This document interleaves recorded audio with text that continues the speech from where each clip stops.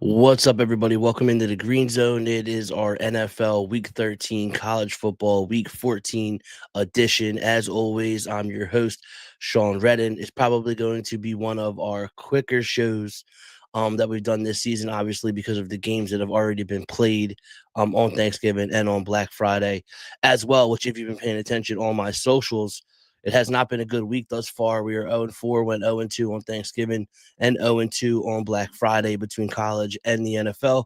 That being said, I like this weekend slate a lot more, and hopefully we get some winners to close out the week. So we're going to get started here in Cleveland with the 49ers at the Browns.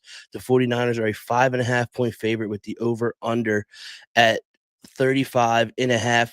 Look, this Browns defense is very good.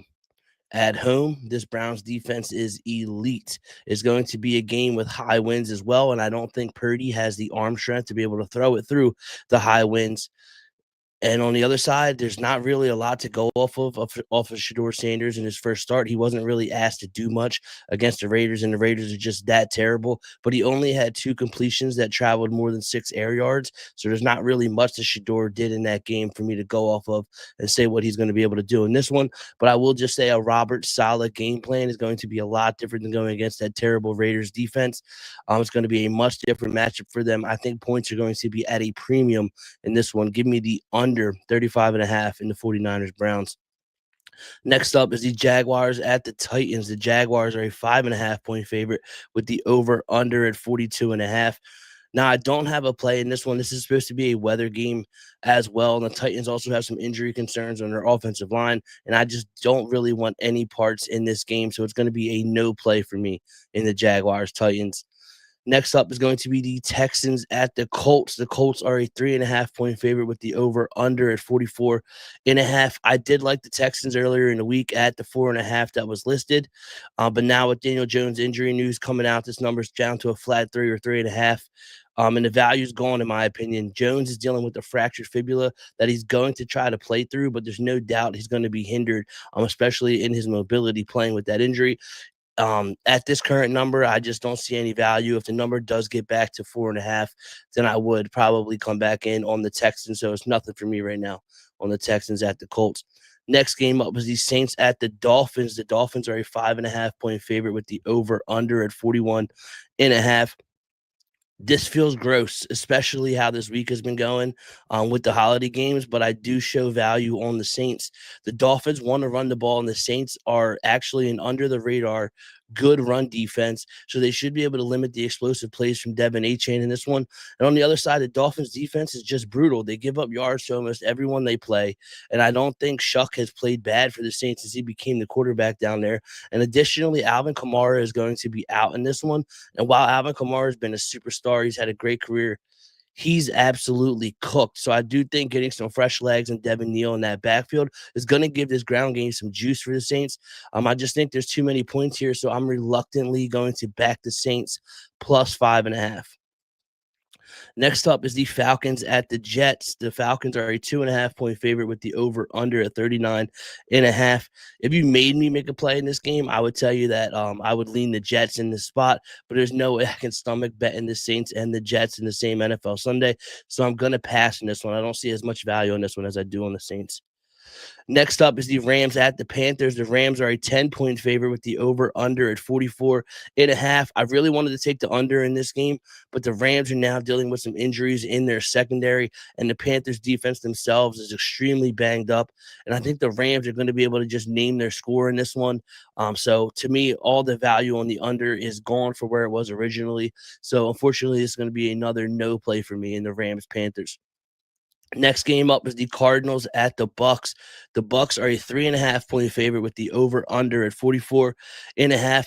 Baker Mayfield reportedly, he got hurt with his shoulder last week, but reportedly he's looked good at practice and is expected to play in this one. So that's good news for this Buccaneers offense. On the other side, the Bucks are still going to be missing Jamel Dean in their secondary, and you saw how much that affected them last week against that Rams passing attack.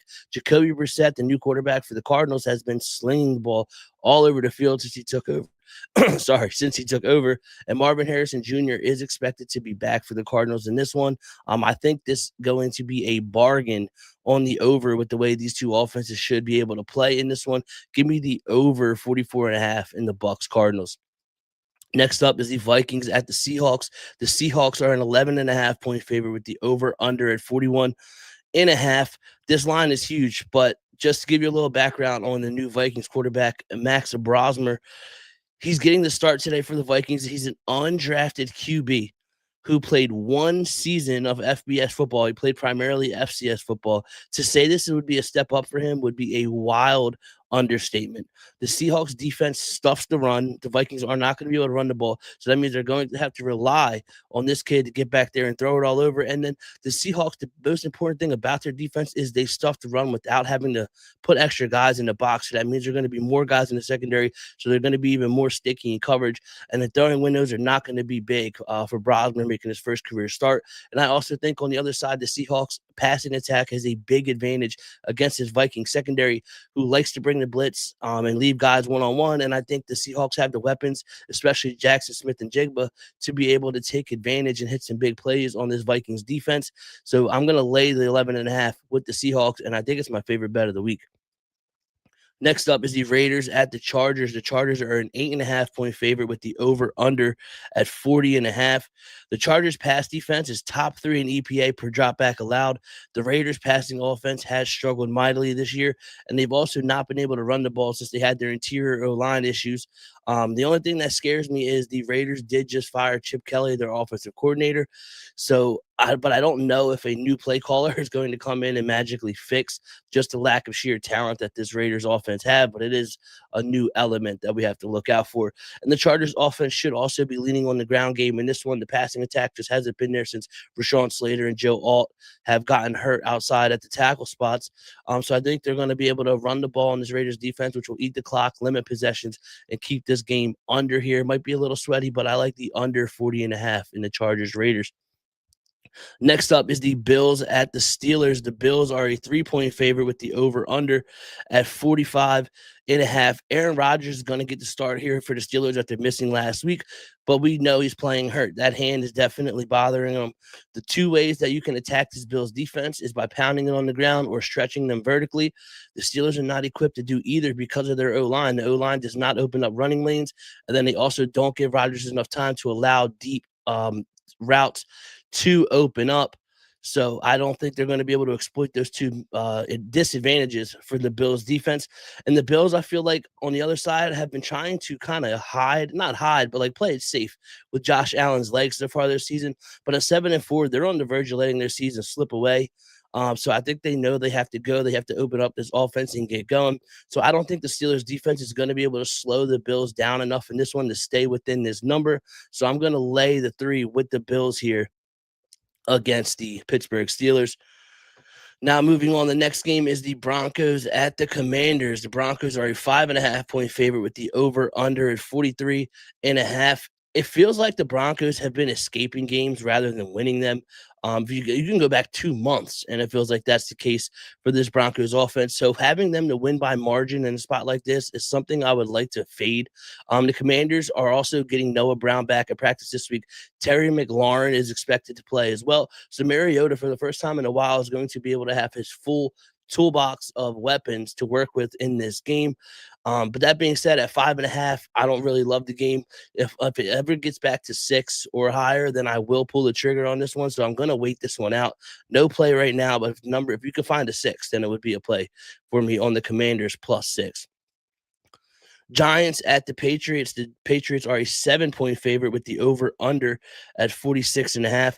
Now, this might change come Monday, but I don't have a play right now. I really want to look at this more. Jackson Dart is back at QB for the Giants, but there's been reports that the Giants have been stressing to him about like his reckless play and like running how he is. But I also think that style of play is what makes him dangerous. And the Patriots on the other side, I think, can absolutely put up a huge number on this Giants defense. But we know that their coaching, like for some reason, just refuses to hand the keys over to Travion Henderson in this backfield. So they're going to waste plays and runs running Ramondre Stevenson. And the offense will be without 2 offensive linemen in this one as well. So I'm probably going to stay on the sidelines for this one, but obviously I'm going to have to need more time. We have until Monday. Now the red hot locks for this week, just to recap. If you missed it earlier, you can always go back to listen to my analysis on why I made a particular bet. But that being said, first up, and they're also scrolling across the bottom here if you don't want to wait for me to finish talking. It's the 49ers, Browns under 35.5 for a full unit. The Saints plus 5.5 for a half unit. The Cardinals, Bucks over 44.5 for a half unit. The Seahawks minus 11.5 for 2 units. The Bills -3 for a full unit, and then the Raiders, Chargers under 40.5 for a half unit as well. I know it doesn't say unit right there at the bottom. Let me correct that so nobody gets confused, because I know there was a couple shows ago where I had a typo. So yeah, so just going across the bottom of the screen, we are going to move on to my NFL parlay of the day right after this. And here it is. It's going to be 3 legs as always. 1 unit. This week it's going to pay 561. It's the 49ers Browns under 35.5. The Seahawks -11.5. And then the Bills -3. Again, it's going to be 1 unit plus 561 on those 3 plays. They're also scrolling across the bottom of your screen as well. And then while it's 11:15 and I do have a play on a noon kickoff game in college football, we are going to move on to my college football red hot locks for this week as well. There's 3 of them. Starting off in Ann Arbor at the Big House, it will be Ohio State -9.5 versus Michigan for a full unit. Ohio State is tremendous against every run concept. I think they're going to be able to limit what this Michigan offense can do on the ground. On the other side, Ohio State is getting back Carnell Tate and Jeremiah Smith, which is huge for them. They're 2 of the top 5 wide receivers in the country who both have been out. And the books told you last week when they were both ruled out, the line moved 4 points just off of those 2 injuries alone. So that's how important they are to this Ohio State offense. Michigan is going to be able to get pressure on Saying, but that doesn't worry me at all, even though he's a freshman quarterback, because he only has a 2.7% turnover worthy play rate while pressured. And I know Michigan has Ohio State's number, and they've won this game multiple times in a row. And Ohio State technically doesn't need this game. They're going to be in the playoffs, whether they win this game or whether they lose this game. But I do think this means a lot to Ryan Day and this Ohio State team, especially the seniors who have never beaten Michigan.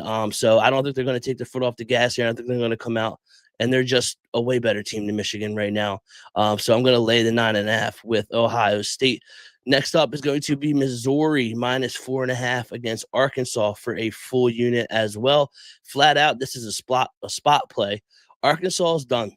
They've quit. Bobby Petrino is job hunting, and I confirmed with a guy who's inside or around that Arkansas program, and he said guys have stopped showing up to meetings. There's no effort being put in this week. They're kind of just going through the motions and just ready to get this season over with.